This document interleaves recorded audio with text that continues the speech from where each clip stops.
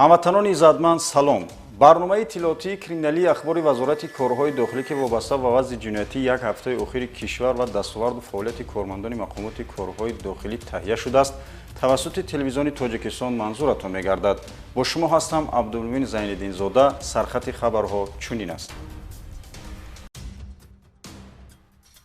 Нашаҷалобон мехостанд бар ивази 2 килограмм воситаи нашаддор автомашина ба даст оранд.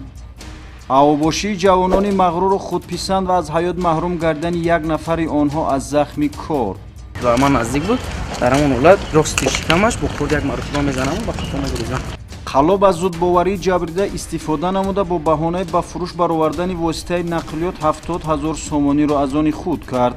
шарҳ ин ва дигар ҳуқуқвайронкуниҳо дар нашри навбатии барномаи ахбори вазорати корҳои дохилӣ.